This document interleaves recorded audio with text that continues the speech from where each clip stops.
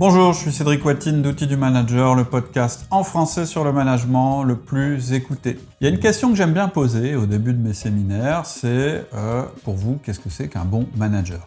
Et je note les réponses, et en général, il y a un thème qui revient à chaque fois. On me dit, un manager, il faut que ce soit quelqu'un de juste. Et c'est normal, je pense, on est tous épris de justice et on aspire tous à être traités de manière équitable.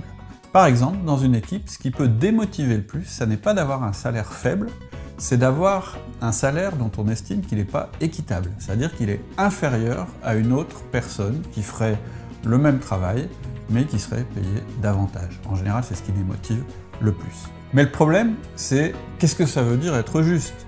Parce que s'il suffisait d'être juste pour être un bon manager, il suffirait de définir le terme « être juste ». Alors être juste, est-ce que ça veut dire d'être aimé, ça veut dire d'avantager les meilleurs de l'équipe, ou au contraire d'être équitable, ou de faire de l'égalité, c'est-à-dire de payer tout le monde de la même manière, c'est-à-dire que tout le monde aurait le même traitement.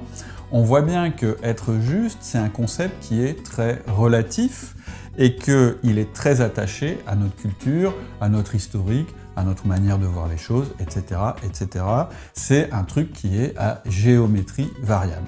Et quand un manager, quand je dis comment est-ce que tu manages, il me répond je m'efforce d'être le plus juste possible, je me dis on est juste au début du chemin. C'est une très très bonne intention. Déjà ça veut dire que son but ça n'est pas absolument d'être aimé, parce que on a fait un podcast là-dessus, être aimé, ça peut pas être votre objectif, mais être juste, est-ce que ça peut être votre objectif ? Ça peut être votre objectif, oui, je suis assez d'accord avec ça, mais en réalité, être juste, ça veut rien dire. C'est-à-dire que le risque, si on est juste, c'est de gérer par affinité. Et c'est-à-dire que quelque chose que nous, on va trouver juste, un autre va le trouver injuste, parce qu'on n'a pas les mêmes clés, pas la même culture. Alors, comment faire ? Je vais vous donner une clé qui marche à tous les coups, et cette clé, en fait, c'est de juger le comportement de la personne, c'est-à-dire ses actions.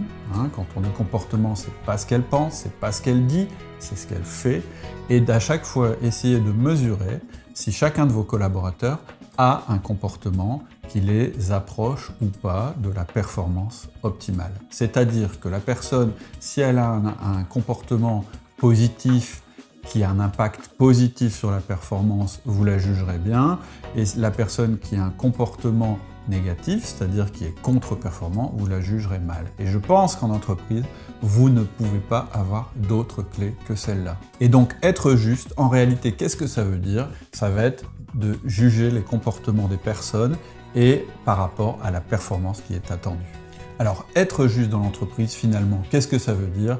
C'est de juger les actions des personnes et de regarder si elles sont en conformité avec l'objectif de l'entreprise. C'est aussi simple que ça, mais on perd très souvent cette idée de vue. Et donc, ne vous contentez pas de dire à vos collaborateurs « oui, moi j'essaye d'être le plus juste possible », soyez précis sur ce que vous attendez d'eux, et au fur et à mesure qu'elles travaillent, qu'elles vous donnent des feedbacks sur leur manière de travailler, etc., commentez leurs actions, montrez-leur que certaines actions sont positives et d'autres sont négatives. C'est la seule manière de les juger de manière juste. Alors bien sûr, ce que je vous ai dit là, c'est très simplificateur et il faut affiner, c'est-à-dire, par exemple, qu'est-ce que je fais avec un collaborateur qui est très performant mais qui n'est pas sympa ? Est-ce que je dois encourager quelqu'un de très performant mais qui est imbuvable et qui ne sait pas travailler en équipe ? Qu'est-ce que je dois observer exactement ? C'est-à-dire observer le comportement de mon collaborateur. Qu'est-ce que ça veut dire exactement ? C'est quoi le comportement ? Comment j'évalue ma performance ? Et puis après tout, j'ai une intuition. J'ai un sens du jugement qui me permet quand même de détecter dans mon équipe les éléments que je considère comme positifs ou négatifs. Et puis, qu'est-ce que je dois faire ? Mon sens du jugement, de mon intuition.